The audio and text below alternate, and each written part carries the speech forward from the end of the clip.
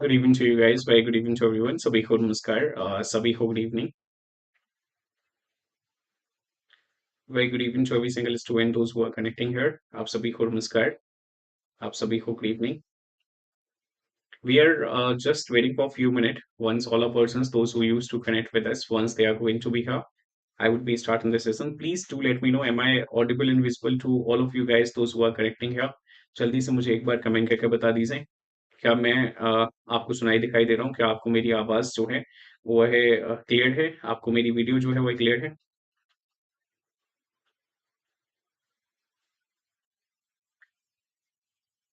Okay.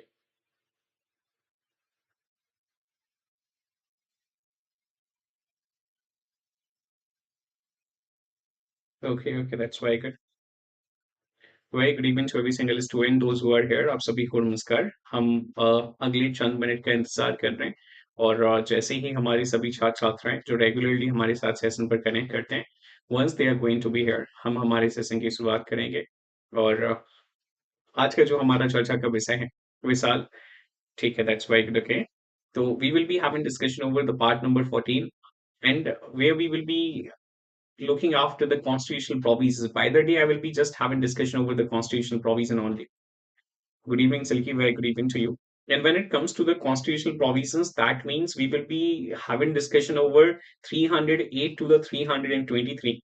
Believe me, Vishal, very good evening to you. Very good evening to everyone. The articles from 308 to the 323 can be categorized into the two parts. From 308 to the 315, 314. And then from 314, then from 315 to 323.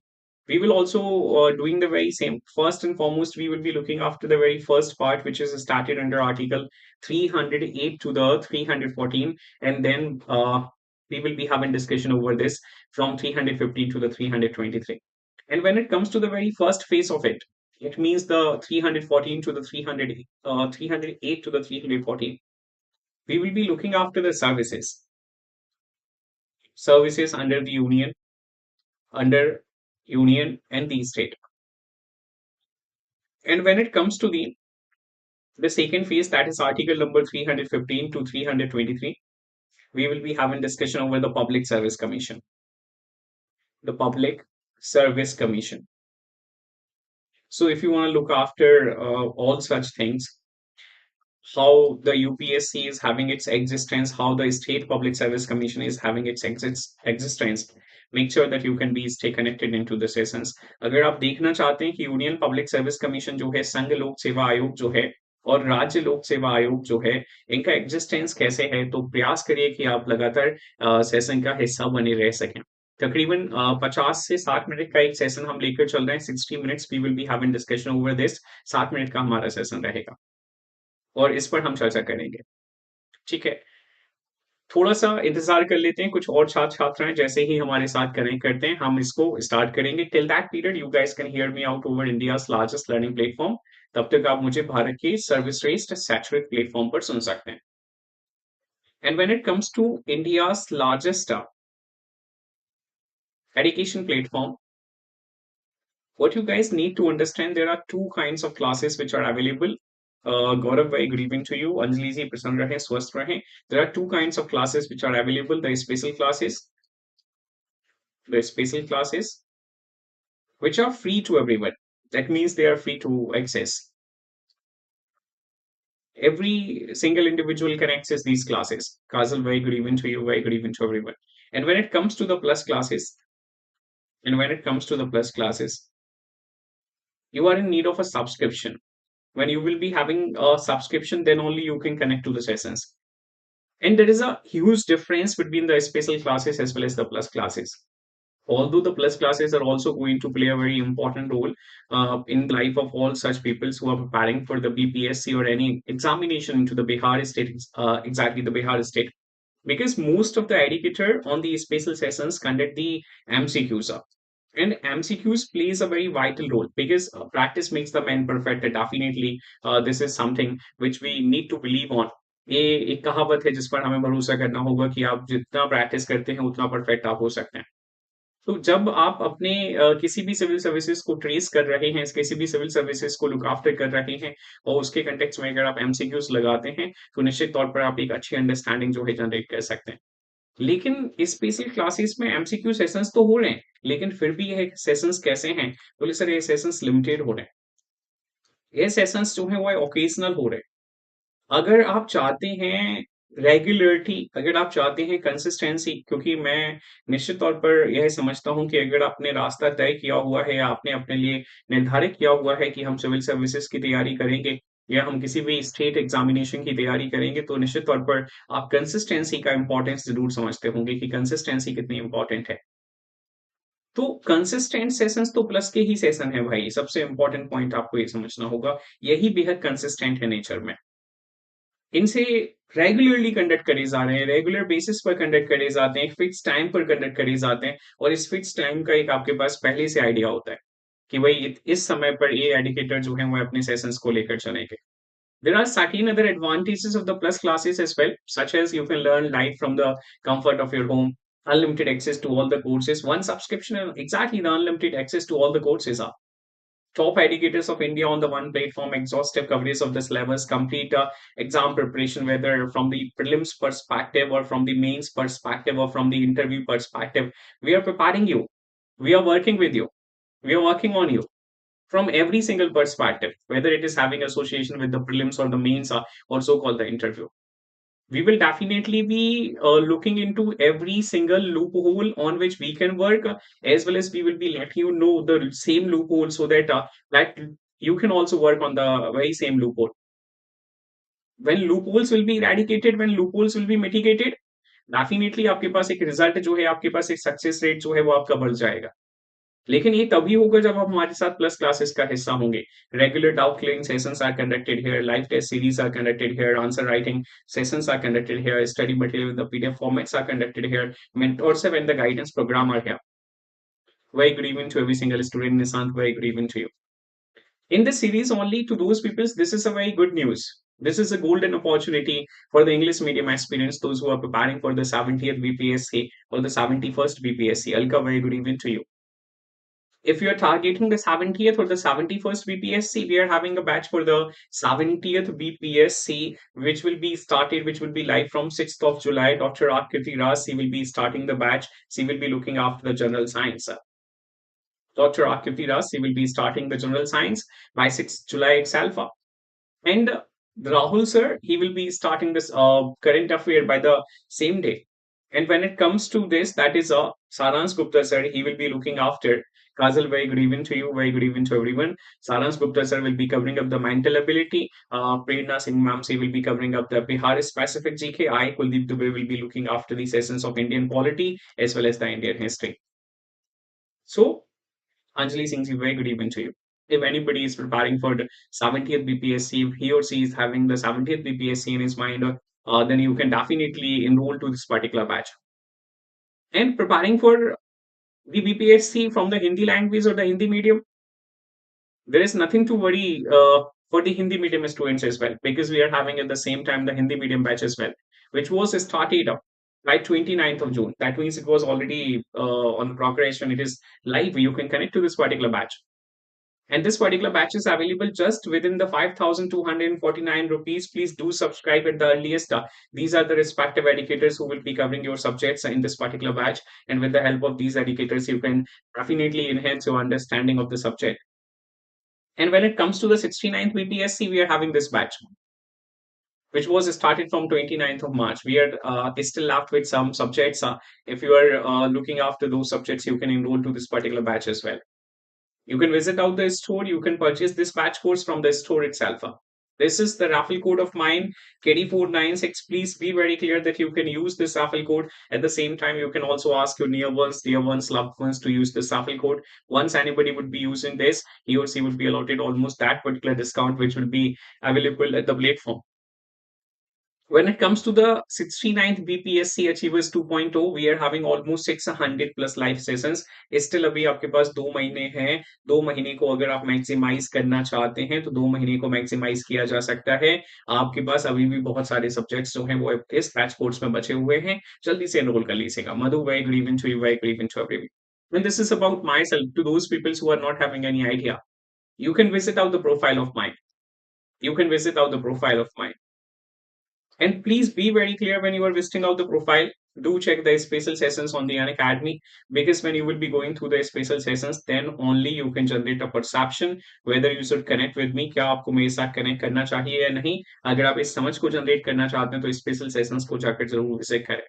आप YouTube sessions पर मेरे साथ लगातार connect कर ही रहे हैं, लेकिन दोनों ही सेशंस कैसे हैं, लिमिटेड हैं. I would suggest everyone to do subscribe to academy at the earliest.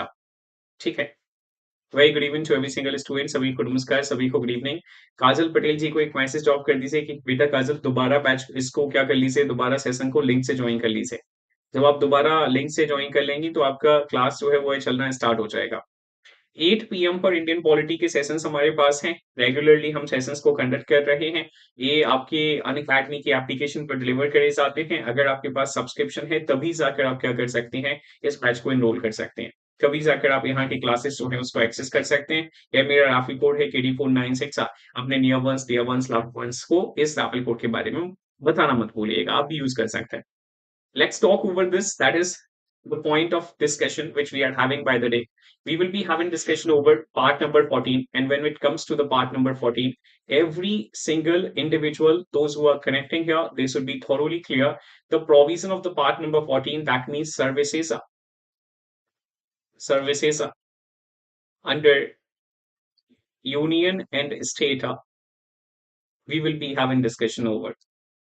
And when it comes to the services under union and the state, the article of this or the exactly, that's very good. Articles under part number 14, 308 to the 323, these are the articles which are started. ये articles जो हैं वो बताए गए. Priyanka Singh ji, very good evening to you, very good evening to everyone. Let's, और मैंने अभी आपसे कहा कि अगर आप चाहें तो फ्रेमर्स ने जैसे इसका क्लासिफिकेशन किया है, आप भी इस पार्ट्स का क्लासिफिकेशन जो है दो हिस्सों में कर सकते हैं. कौन से दो हिस्सों में कर सकते हैं सर? सबसे पहले services under union and state, and at the same time sir आप इसका क्लासिफिकेशन पब्लिक सर्विस कमीशन में कर सकते हैं. ये मैंने अभी आज सेशन जब शुरुआत की तभी उसी समय मैंने आपको बताया कि इसका क्लासिफिकेशन दो हिस्सों में किया जा सकता है. Services under union and the state and public service commission में इसका क्लासिफिकेशन किया जा सकता है. और services under union and state, इसके कॉन्स्टिट्यूशनल प्रोविजंस 308 से लेकर 314 तक हमें नजर आ रहे हैं. And when it comes to the public service commission, that means we are talking about the UPSC as well as the state public service commission as well as the JSPSC, that is joint state public service commission. The provisions of these public service commission are started under article 315 to the 323. Am I very clear with the bifurcation of this particular part? You guys let me know. जल्दी से मुझे comment कर दीजिए क्या मैं आपको बेहद स्पष्ट हूं इस बाइफिकेशन के साथ. और हम इसी तरीके से चीजों को डिस्कस करने वाले हैं. हम 308 से सबसे पहले 314 को डिस्कस करेंगे, उसके बाद 315 से लेकर हम 323 को डिस्कस करेंगे. ठीक है, दैट्स वेरी गुड. अब जब 308 की बात कर रहे हैं, देखो मैंने आपसे हमेशा कहा है इंडियन कॉन्स्टिट्यूशन को देखने के दो नजरिए हैं हमारे पास. एक हमारे पास 26 जनवरी 1950 का नजरिया है, और at the same time sir आज हमारे पास वर्तमान का नजरिया है. तो ये अगर आप इसे देखेंगे 26 जनवरी 1950 के नजरिए से, if you will be looking after the provision of article number 308 from the perspective or at the commencement of Indian constitution, what had been started in this part, unless the context otherwise requires, the expression state does not include the state of the Jammu and Kashmir. तो देखो यहाँ जो हम state public service commission की बात कर रहे हैं ना, इसमें साफ साफ कहा गया है कि भाई अगर आप 26 जनवरी 1950 में देखेंगे तो 26 जनवरी 1950 में यहाँ स्टेट में सब आ सकता है, लेकिन स्टेट का मतलब जम्मू कश्मीर नहीं होगा. Am I very clear to every single student? You guys can let me know. लेकिन अब हमारे पास एक डेवलपमेंट है. आज अगर आप वर्तमान में देखेंगे, we are having a development. जल्दी से मुझे वो तारीख कमेंट करके बता दीजिए जिस दिन जम्मू कश्मीर का स्टेटस जो है वो है स्टेट से यूनियन टेरिटरी कर दिया गया. मुझे जल्दी से कमेंट करके बता दीजिए. Please do let me know the date on which the Jammu Kashmir status was exactly changed from the status of the state to the status of the union territory. जल्दी से मुझे कमेंट कर दीजिए, मैं इंतजार कर रहा हूं आपके कमेंट का कि जम्मू कश्मीर का स्टेटस जो है वो स्टेट से यूनियन टेरिटरी कब परिवर्तित कर दिया गया. ठीक है, दैट्स वेरी गुड. बिल्कुल बोले सर। ए 31 अक्टूबर 2019, 31 अक्टूबर 2019 वह तारीख है जिस तारीख में क्या कर दिया गया, बोले 31 अक्टूबर 2019 में सर जम्मू कश्मीर का स्टेटस जो है वो स्टेट का इससे छीन लिया गया और एक नया स्टेटस इसे दिया गया। कौन सा स्टेटस इसे दिया गया, तो बोले सर यूनियन टेरिटरी का स्टेटस इसे दिया गया। Am I very clear to all the person those who are connecting here, please to let me know. जल्दी से मुझे कमेंट कर दीजिए, क्या आपको बेहद स्पष्ट है? तो 2019 के बाद तो सर ये स्टेट है ही नहीं। तो फिर 2019 के बाद तो स्टेट है ही नहीं। तो आर्टिकल 308 का जो एग्जिस्टेंस है, आर्टिकल 308 का जो एग्जिस्टेंस है, बोले सर अभी खत्म हो चुका है, अभी रिपील हो गया है। क्यों यहाँ इंटरप्रिटेशन बताने की जरूरत पड़ी थी? क्योंकि हम जम्मू कश्मीर को इसमें एक्सेप्शन देने का प्रयास कर रहे थे। दैट्स व्हाई बोले sir expression state does not include the state of Jammu and Kashmir, and by the day we are not having the Jammu Kashmir as the state, it is a union territory in the Indian Union. That's why this article, which we article 308 we can consider as the repealed article. Am I very clear to all the persons those who are connecting here? Please to let me know. तो आज इस article को repeal कहा जा सकता है? जल्दी से मुझे कमेंट कर दीजिए। उम्मीद है आप ठीक है। That's very good. Heading forward to the next one, let's have a look over article number 309 right now. Recruitment and the condition of the persons serving under the union and the state. We just need to understand the sense or the literal meaning or the essence of article 309. We are talking about the recruitment and the condition of the service of persons. We are talking about the persons, those who are serving under the union, those who are serving under the state. We are talking about the persons right now under article 309. About what? About the recruitment conditions, about the condition of the service. फिर आपको एक point समझना है, क्या बोले sir? संविधान को देखने के दो नजरिए हैं हमारे पास। एक 26 जनवरी 1950 का नजरिया है और एक संविधान को देखने का हमारे पास वर्तमान का नजरिया है। और जब हम 26 जनवरी 1950 से संविधान को देखने का प्रयास करते हैं, subject to the provision of this constitution, that means अगर कुछ लिखा गया है तो उसको हमें ध्यान में रखना होगा। और comma act of appropriate legislature, मतलब सर यूनियन के केस में पार्लियामेंट और स्टेट के केस में सर स्टेट लेजिस्लेचर क्या करेगा? बोले sir regulate the recruitment and the condition of the service of the persons appointed in the public services and post in connection with the affair of the union और of any state. Am I very clear to all the persons those who are connecting here? Please to let me know. तो आपसे कहा गया कि भाई ऐसे व्यक्ति जो यूनियन में सर्व कर रहे हैं, ऐसे व्यक्ति जो स्टेट में सर्व कर रहे हैं, तो एप्रोप्रिएट लेजिस्लेचर जो है वो इनकी रेगुलर जो कंडीशंस हैं उसको रिक्रूट करेगा, जो इनकी सर्विस कंडीशंस हैं उनको डिटरमाइन करेगा। Understood to every single student? Please to let me know. जल्दी से मुझे कमेंट कर दीजिए, क्या मैं आपको बेहद स्पष्ट हूँ? और जब हम यूनियन के कंटेक्स्ट में बात करते हैं तो आर्टिकल नंबर 309 ने सर पार्लियामेंट को एम्पावर किया है। किसको एम्पावर किया है? बोले पार्लियामेंट को। And when it comes to the state services, तो स्टेट सर्विसेज में किसे एम्पावर किया है? तो बोले सर स्टेट सर्विसेज में स्टेट लेजिस्लेचर को एम्पावर किया है। और स्टेट लेजिस्लेचर का मतलब विधानसभा और विधान परिषद दोनों की हम बात कर रहे हैं, ये आपको समझना है। Right now heading forward to the next, और इसको हमें देखने की जरूरत नहीं है भाई, कहा गया इसमें, लेकिन हम पढ़ लेते हैं क्योंकि हम 26 जनवरी 1950 के नजरिए से देख रहे हैं। It shall be provided that it shall be competent for the president as well, or such persons as he may direct in the case of services and post in connection with the affairs of the union. बोले sir राष्ट्रपति भी competent होंगे union services के case में, and the governor of a state और such person as he may direct in the case of services and post in connection with the affair of the state. किसके लिए sir competent होंगे? बोले sir राष्ट्रपति union के case में और हमारे गवर्नर जो है वो स्टेट के केस में सक्षम होंगे, कंपिटेंट होंगे। सर किस केस में? To make rules and regulating the recruitment and the condition of service of person appointed to such services and the post. लेकिन कब तक सर? क्यों कंपिटेंट होंगे? हमें क्यों कंपिटेंसी की जरूरत है? Why we are in need of, when we are very clearly saying, and when exactly when it is mentioned under article 309 on a very clear cut note that the appropriate legislature will be responsible, then why we are making the president or the governor competent? What is the need of? Sir, until provision in this behalf is made by under or an act of the appropriate legislature, बोले sir जब तक parliament law नहीं बना देता या जब तक state legislature जो है वो है आपके रूल्स रेगुलेशंस नहीं बना देता, तब तक राष्ट्रपति रूल्स रेगुलेशंस बना सकते हैं, तब तक गवर्नर रूल्स रेगुलेशंस बना सकते हैं. Am I very clear to every single individual those who are connecting here with the article 309? Please do let me know. जल्दी से मुझे कमेंट कर दीजिए क्या मैं आपको बेहद स्पष्ट हूँ.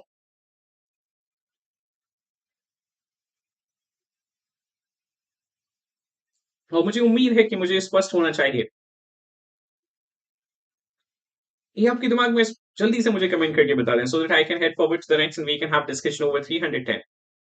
अब हम 310 की बात कर रहे हैं, दैट्स वेरी गुड. ओके, तो जब हम 310 की बात कर रहे हैं, क्या कहा गया? बोले सर फिर से पर्सन्स की ही बात करी गई, ऐसे व्यक्ति जो यूनियन में सर्व कर रहे हैं, ऐसे व्यक्ति सर जो स्टेट में सर्व कर रहे हैं, इनके टेन्योर की बात करी जा रही है. किसकी बात करी जा रही है? बोले सर ऐसे व्यक्तियों के टेन्योर की बात करी जा रही है कि इनका कार्यकाल कितना होगा, जो अभी ये नौकरी कर रहे थे, इनका कार्यकाल क्या रहेगा, 310 में कहा गया. तो देखिए यहां से हम सीधे अभी इसको हटा देते हैं, except is expressively provided by this constitution. बोले अगर संविधान ने कहा है तो उसको तो फिर हटा ही दीजिए. अगर संविधान कह रहा है कि भाई ये वाला व्यक्ति इतने समय के लिए रहेगा, तो उसके कंडीशन, उसके कंटेक्स्ट में तो हमें रूल्स रेगुलेशंस बनाने की जरूरत ही नहीं है, because the constitution itself is asking that this particular individual will be holding the office for this particular period of time. लेकिन अगर सर कुछ ऐसे व्यक्ति हैं जिनके पास क्या नहीं है, बोले जिनका कार्यकाल सर निर्धारित नहीं है, तो फिर उस केस में क्या होगा? बोले सर उस केस में every person who is a member of a defense service of civil service of the union or of all India service or holds any post connected with the defense or any civil post under the union holds office during the pleasure of the president. तो बोले sir ऐसा व्यक्ति अगर वो किसी defence services को hold कर रहा है, सिविल सर्विसेज को होल्ड कर रहा है, ऑल इंडिया सिविल सर्विसेज को होल्ड कर रहा है, डिफेंस सर्विसेज में लोग एंटर्ड है, कैटर कर रहा है, तो सर राष्ट्रपति के प्रसाद पर्यंत वह क्या करेगा? बोले राष्ट्रपति के प्रसाद पर्यंत वह अपने कार्यकाल तक रहेगा. Am I very clear to every single student? You guys can let me know. Sir राष्ट्रपति के प्लेजर तक वो अपने ऑफिस में रहेगा, जल्दी से मुझे कमेंट करके बता दीजिए क्या मैं स्पष्ट हूं. लेकिन फिर आपको एक पॉइंट याद रखना होगा कि अगर संविधान में मेंशन है तो कोई बात ही नहीं है भाई, but at the same time अगर इंडियन कॉन्स्टिट्यूशन में मेंशन नहीं है, तो उस पर्टिकुलर समय में क्या होगा? बोले उस पर्टिकुलर समय में वह व्यक्ति राष्ट्रपति के प्लेजर तक ऑफिस को होल्ड करेगा. And every such person who is a member of civil service of a state, ऐसा व्यक्ति जो सिविल सर्विसेज का हिस्सा है स्टेट का, and holds any civil post under the state holds office during the pleasure of governor of the state. तो वह कब तक अपने ऑफिस को होल्ड करेगा? बोले सर गवर्नर के प्रसाद पर्यंत वह अपने ऑफिस को होल्ड करेगा, गवर्नर के प्लेजर तक वह अपने ऑफिस को होल्ड करेगा. ये आपके दिमाग में स्पष्ट होना चाहिए. So am I very clear with the 308? Am I very clear with the 309? Am I very clear with the 310 to every single individual those who are connecting here? Please to let me know. जल्दी से मुझे comment कर दीजिए क्या मैं 308, 309, 310 के साथ बेहद स्पष्ट हूँ आपको. That's very good. Right now, heading forward to the next.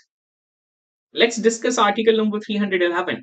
Dismissal. बोले सर उस व्यक्ति का, वो पर्सन जो आपके you union public service commission union के लिए सर्विसेज को कैटर कर रहा है, या वह व्यक्ति जो स्टेट में सर्विसेज को कैटर कर रहा है, उसके कंटेक्स्ट में क्या होगा? बोले सर उसका डिसमिशल, उसका रिमूवल, उसका reduction into the rank of the person employed in the civil capacities under union और द स्टेट. बोले सर अगर कोई व्यक्ति यूपीएससी में यूपीएससी के माध्यम से किसी सर्विस को कैटर कर रहा है, या स्टेट पब्लिक सर्विस कमीशन के माध्यम से कैटर कर रहा है, तो उसका डिसमिशल कैसे हो सकता है, रिमूवल कैसे हो सकता है, उसकी पोस्ट को रिड्यूस कैसे किया जा सकता है? No person who is a member of civil service under the union or all India service or of a civil service of a state or holds a civil post under the union or the state shall be dismissed or removed by authority subordinate to that by which he was appointed. बहुत clearly कहा गया भाई कि अगर appointment राष्ट्रपति के माध्यम से है, तो फिर सिर्फ राष्ट्रपति ही हटा सकते हैं, राष्ट्रपति से नीचे का कोई व्यक्ति नहीं हटा सकता. अगर अपॉइंटमेंट गवर्नर के माध्यम से है, तो सिर्फ गवर्नर ही हटा सकते हैं, मतलब स्टेट में, और उस गवर्नर के नीचे का कोई भी व्यक्ति, the one who is subordinate to the governor, यह नहीं हटा सकता. Am I very clear to every single student those who are connecting here? Please to let me know. जल्दी से मुझे कमेंट कर दीजिए. No person who is a member of the civil services of the union or all India services or a civil service of a state or a holds a civil post or the union or under the union or the state shall be dismissed बोले sir dismissal नहीं होगा, removal नहीं होगा, किसके माध्यम से? subordinate authority के माध्यम से. Coming to the next one, no such person. Good evening, Sweta ji. Very good evening to you. No such person as aforesaid mentioned shall be dismissed or removed or reduced in the rank except after an inquiry in which he had been informed of the charges against him. अब बोली sir Priyanka ji जो हैं Bihar state public service commission का हिस्सा है for example Priyanka is serving into the Bihar services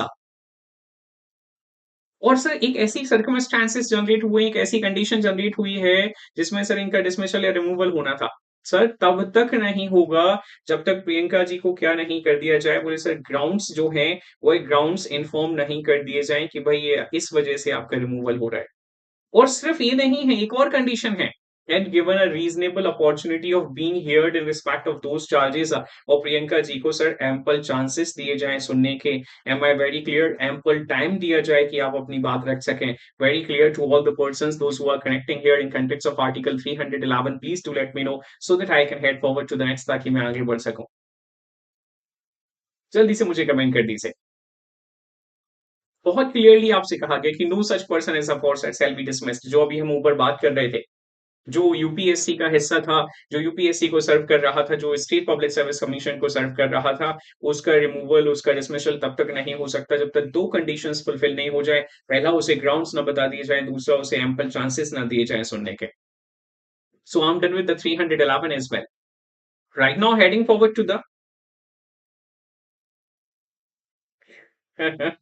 अभिषेक जी उनके context में कोई चर्चा नहीं करेंगे अभी हम ठीक है heading forward to this let's talk over the article number 312 तो 312 पर हम चर्चा कर लेते हैं ऑल इंडिया सर्विसेज ठीक है तो 312 में ये बेहद इंपॉर्टेंट आर्टिकल है प्रीलिम्स पर्सपेक्टिव से कई बार आपसे सीधे पूछ लिया जाता है और आपको ना एक those peoples who are pursuing और who had pursued the BA bachelor of arts from the political science.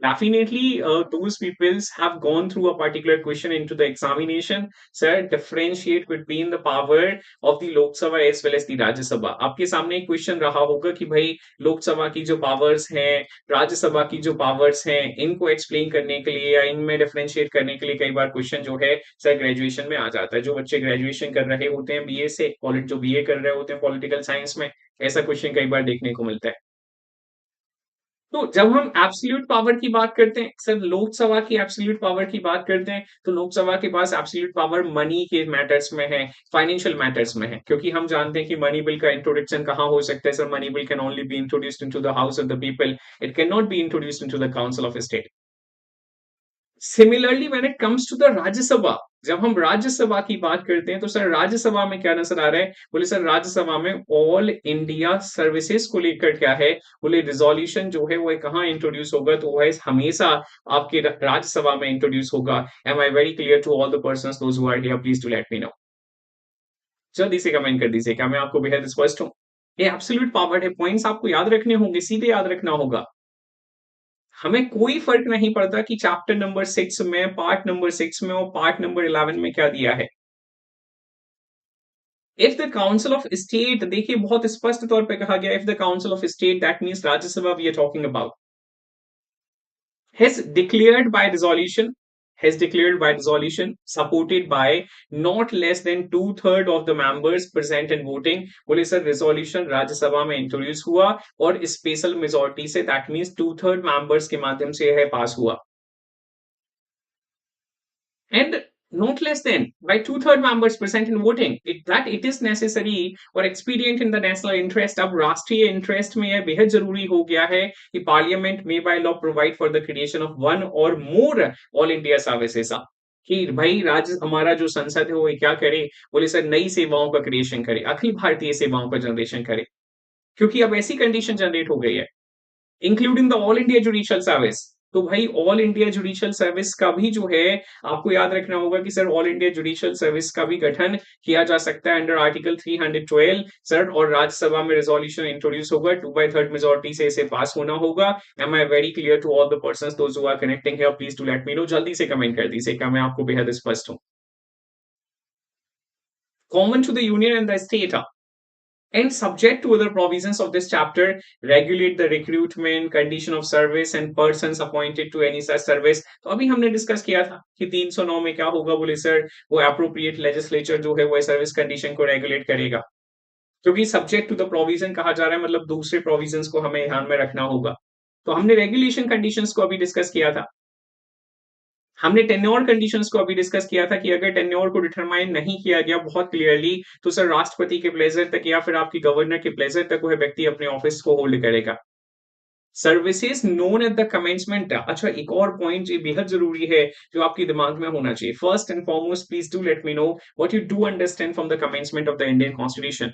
Whenever you guys are going to hear the word that is commencement of Indian Constitution, जब जब आप ये सुनते हैं commencement of Indian Constitution, तब तब आपके दिमाग में कौन सा तारीख जो है वो तारीख आ जाती है, तो मुझे जल्दी से कमेंट करके बता दीजिए कि सर हमारे दिमाग में ये वाली तारीख जो है वो एक सीधे क्लिक करती है जब हम commencement of Indian Constitution को सुनते हैं। Do let me know about that particular data which directly comes in your mind when you do hear about the commencement of Indian Constitution. Commencement of Indian Constitution. Exactly बोली sir 26 जनवरी 1950 जो है वो हमारे दिमाग में सीधे क्लिक करता है। तो आपसे क्या कहा गया, बोली सर सेकंड क्लॉज देखते हैं।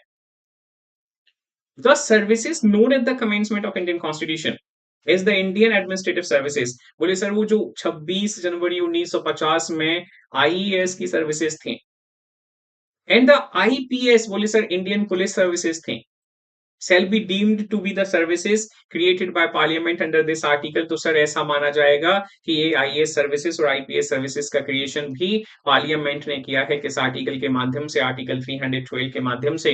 M I very clear to all the persons those who are connecting here, please to let me know. जल्दी से मुझे कमेंट करके बता दीजिए क्या दोनों ही क्लॉजेस जो है वो बेहद स्पष्ट है आपको।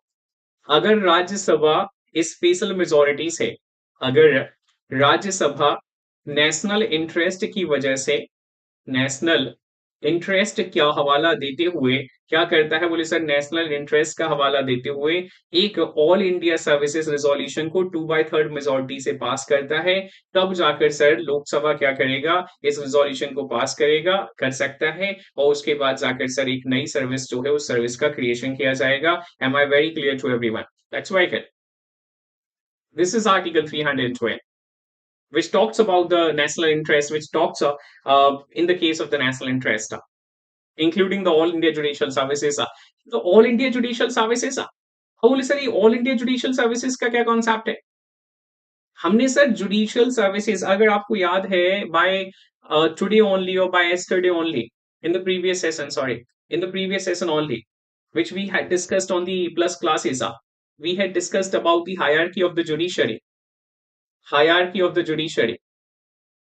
तो हमने जुडिशरी की हायरार्की को डिस्कस किया था, हमने जुडिशरी का जो वंश है उसको, जो क्रोनोलॉजी है उसको डिस्कस किया था, और उस क्रोनोलॉजी में मैंने आपसे कहा कि हमें सबसे पहले यहाँ क्या नजर आ रहा है, तो हमें यहाँ सबसे पहले सुप्रीम कोर्ट नजर आ रहा है, और सुप्रीम कोर्ट के बाद जाकर हमें क्या नजर आता है, बोले सुप्रीम कोर्ट का सबऑर्डिनेट जो है सर हमें हाई कोर्ट्स नजर आते हैं, और हाई कोर्ट्स के जो सबऑर्डिनेट कोर्ट्स हैं सर वह हमें सबऑर्डिनेट कोर्ट्स नजर आते हैं, वह हमें सबऑर्डिनेट कोर्ट्स नजर आते हैं। और अगर आपको याद है तो कल ही मैंने आपसे कहा था कि भाई देखिए इनके कॉन्स्टिट्यूशनल प्रोविजंस जो हैं वो 124 टू 147 दिए गए हैं। इसके कॉन्स्टिट्यूशनल प्रोविजंस जो हैं सर आपके दिस दैट इज 214 टू 231 दिए गए हैं, और इसके कॉन्स्टिट्यूशनल प्रोविजंस जो हैं वो 233 टू 237 दिए गए हैं। उम्मीद है ऐसा आपको याद होना चाहिए था, और होना चाहिए, सबसे इंपॉर्टेंट है। तो एक आर्टिकल है 236, जिस आर्टिकल 236 में इंटरप्रिटेशन दिया गया है, जिसमें 236 में इंटरप्रिटेशन दिया गया है, और इंटरप्रिटेशन किसका दिया गया है, तो बोले सर इंटरप्रिटेशन डिस्ट्रिक्ट जज का इंटरप्रिटेशन दिया गया है कि भाई डिस्ट्रिक्ट जज क्या होगा, और at the same time sir हमारे लिए जुडिशियल सर्विसेज का इंटरप्रिटेशन दिया गया है कि जुडिशियल सर्विसेज क्या होंगे, जुडिशियल सर्विसेज क्या होंगी, इसका इंटरप्रिटेशन दिया गया है, ये आपको याद रखना होगा। लेकिन जब हम आर्टिकल नंबर 312 की बात कर रहे हैं, All India Judicial Services referred in clause 1 shall not include any post inferior to that of a post that is inferior to the district judge as defined in the article 236। तो जब हम यहाँ judicial services को देख रहे हैं 236 में, तो जुडिशियल सर्विसेज की यहाँ डेफिनेशन क्या है, बोले sir post inferior post inferior to that of district judge, to that of district judge, ये यहाँ डेफिनेशन है। लेकिन जब ऑल इंडिया जुडिशियल सर्विसेज के क्रिएशन की बात करी जा रही है, तो ऑल इंडिया जुडिशियल सर्विसेज में सर सबसे छोटी पोस्ट जो होगी वो है डिस्ट्रिक्ट जज होगी। Am I very clear to all the persons those who are connecting here? District जज से इंफीरियर पोस्ट का क्रिएशन नहीं किया जा सकता पार्लियामेंट के माध्यम से। Am I understood to every single student those who are here? Please do let me know. That's what started under article number 312 clause number 3, very clear to all the persons those who are here, please let me know so that I can head forward to the next clause, that is clause number 4. That's very good. The law providing for the creation of all India judicial services aforesaid may contain such provisions for the amendment of chapter 6 of part 6 as may be necessary for giving effect to the provision of that law, but at the same time no such law shall be deemed to be an amendment of this constitution for the purpose of article 368. That means if parliament, that means if parliament is going that means if parliament is going to create an all India judicial services, an all India judicial services, then whatever the kind of change which will be introduced as a result of this, the incidental change, the consequential change, because of the creation of the all India judicial services under article 312, sir, shall not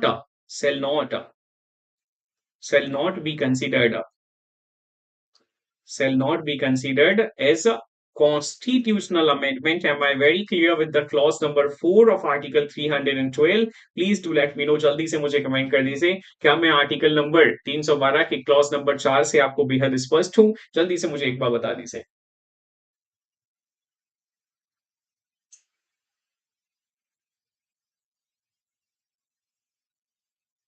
It's very good. Okay, so right now heading forward to the next, आगे बढ़ रहा हूं। तो ये all India judicial services क्या होती हैं sir? कौन सी सर्विसेज इसमें हम देखते हैं? अभी आगे जाकर ना मैं यूनियन पब्लिक सर्विस कमीशन आपको पढ़ाने वाला हूँ। यूनियन पब्लिक सर्विस कमीशन, और यूनियन पब्लिक सर्विस कमीशन जब हम डिस्कस करेंगे आर्टिकल नंबर, जब हम इसे डिस्कस करेंगे आर्टिकल नंबर 315 में, तब मैं आपको बताऊंगा कि ये जो सारी सर्विसेज हैं, ये सारी सर्विसेज क्या है। बोले सर इन सारी सर्विसेज को almost all India judicial service के नाम से कंसिडर किया जाता है। ये सब क्या है? बोले ऑल इंडिया जुडिशियल सर्विस है, ये सभी ऑल इंडिया जुडिशियल सर्विस है। सॉरी, ऑल इंडियन सर्विसेज है, माफ कीजिएगा, ऑल इंडिया सर्विसेज है, नॉट द जुडिशियल सर्विसेज। ये सभी ऑल इंडिया सर्विसेज हैं।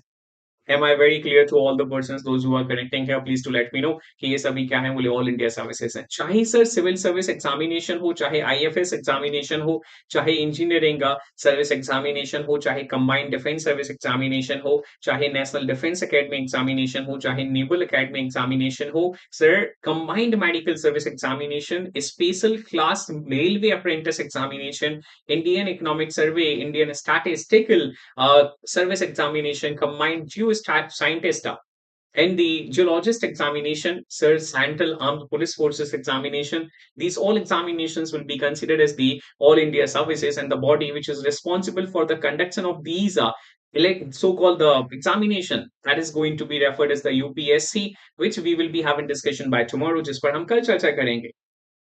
तो am I very clear with these? Please to let me know. क्या मैं आपको इनके साथ बेहद स्पष्ट हूँ? Okay, that's very good. So right now, heading forward to the next, let's have discussion over 300. IPS services will also be referred as the so-called this, that is All India Services. वो भी All India Services का ही हिस्सा है, बिल्कुल। बम्बल बीजी इसे भी उसी का हिस्सा ही कंसीडर करेंगे। Right now, let's talk over the article number 330. Transition provision. तो ट्रांजिशनल प्रोविजंस हमें कैसे नजर आ रहे हैं? बिल्कुल, आईएफएस सर्विसेज जो है, फॉरेन सर्विसेज जो है, वह भी इसी का हिस्सा है। जुडिशियल सर्विसेज जो है वह भी इसी का हिस्सा है। Lots of more services can be included in that particular list. उसमें कुछ उस लिस्ट में जो एग्जामिनेशन सर्विसेज जो है उनको इंक्लूड किया जा सकता है। Let's talk over the transitional provision, that is 330। Until other provisions, अभी है ना ईपीएफओ वाला भी जो है वो इसी का all India judicial service, all India services का ही हिस्सा है। UPSC will be conducting the examination, so nothing to worry about, है ना। Let's talk over 330। अब बोले सर वो जो अभी हमने इसके कंटेक्स्ट में प्रोविजन देखे, जैसे हमने आर्टिकल नंबर 309 को डिस्कस किया कि रेगुलेशंस बनाए जाएंगे सर, सर्विस कंडीशंस को डिटरमाइन किया जाएगा किसके माध्यम से, पुलिस एप्रोप्रिएट लेजिस्लेचर के माध्यम से। दैट मींस यूनियन के केस में सर पार्लियामेंट, स्टेट के केस में स्टेट लेजिस्लेचर विल डिटरमाइन। अब ये ट्रांजिशन प्रोविजंस क्या है sir? Until other provisions in, is made in this behalf under the constitution, all laws which were forced immediately before the commencement of Indian constitution and applicable to any public service commission or any post which continues to exist after the commencement of this constitution, is all India service or post under the union or the state shall continue in force so far as consistent with the provision of this constitution. Am I understood to everyone or not? देखो आपसे कहा गया कि sir 25 जनवरी 1950 में अगर भारत में कोई service exist कर रही थी और वही सर्विस 26 जनवरी 1950 में एग्जिस्ट कर रही है या उसके बाद एग्जिस्ट कर रही है, और इसके कंटेक्स्ट में अगर रूल्स रेगुलेशंस नहीं बनाए गए हैं, तो सर जो 25 जनवरी 1950 में रूल्स रेगुलेशंस चल रहे थे वह रूल्स रेगुलेशंस कंटिन्यू करेंगे सर, तब कंटिन्यू करेंगे जब तक यह हमारे संविधान को क्या नहीं करते, वायलेट नहीं करते, या संविधान के दूसरे प्रोविजंस जो हैं उसमें इनकंसिस्टेंट नहीं है। Am I understood to every single student those who are there, please to let me know. क्या मैं आपको बेहद स्पष्ट हूं? That's very good. तो ये आपके दिमाग में होना चाहिए। और मैंने आपसे कहा था कि जब हम पार्ट नंबर 15 14 की बात करते हैं, तो पार्ट नंबर 14 का क्लासिफिकेशन फ्रेमर्स ने ये जो आर्टिकल 308 से लेकर 323 है, इसका क्लासिफिकेशन फ्रेमर्स ने दो हिस्सों में किया है। पहला है सर्विसेज, और सर्विसेज के आर्टिकल्स जो हैं वो 308 से लेकर 323 में है। और at the same time sir service commission के जो प्रोविजन हैं वो सर्विस कमीशन के प्रोविजन आपके 315 से लेकर 323 में है। We are done with this section. ये वाला हमारा सेक्शन हो गया 308 टू द 314 वाला, ये वाला हमारा सेक्शन हमारा कंप्लीट हो चुका है। We are done with this. By tomorrow we will be having discussion over this, that is the service commission. कल इस पर हम चर्चा करेंगे और 315 से लेकर 323 तक के जो कॉन्स्टिट्यूशनल प्रोविजंस हैं इनको डिस्कस करेंगे। So please be very clear that you can be very consistent because I am going to conduct the sessions on a very regular note. अब मैं तकरीबन 25 मतलब 20 सेशंस जो हैं 20 बाईटी सेशंस एक महीने में डिलीवर करने वाला हूँ। 40-45 मिनट के बाईटी सेशंस रहा करेंगे, तो 40-45 मिनट के बाईट बहुत लॉन्ग लास्टिंग नहीं होंगे ताकि आपको बोरियत नहीं हो, ताकि आपको थकान नहीं हो। 40-45 मिनट के वाईटी सेशंस हम लेकर आया करेंगे, जिसमें रिमेनिंग जो हमारा कॉन्स्टिट्यूशन है जो प्लस पर अभी कंप्लीट नहीं है उसको हम वाईटी पर कंप्लीट करने वाले हैं। तो जो छात्र छात्राएं अपने संविधान को पूरा करना चाहते हैं, 69 बीपीएससी को बेहद सीरियस नोट पर टारगेट कर रहे हैं, आप मेरे साथ यहाँ कनेक्ट कर सकते हैं, इन सेशन का हिस्सा हो सकते हैं। यह मेरे बारे में है। This is Kuldeep Dubey. These are main subject on which you guys can connect. And this is the raffle code that is KD496, which you guys can ask your near ones, dear ones, loved ones to use. Once anybody would be using this raffle code, he or she would be allotted almost that particular discount, which will be available at the platform by the period of time. When it comes to the plus session of mine, I'm constantly conducting the plus sessions of on Indian polity by sharp 8 p.m. Ask your near ones, dear ones, loved ones to be here. You can also be here. Thank you very much to everyone. Good night to everyone.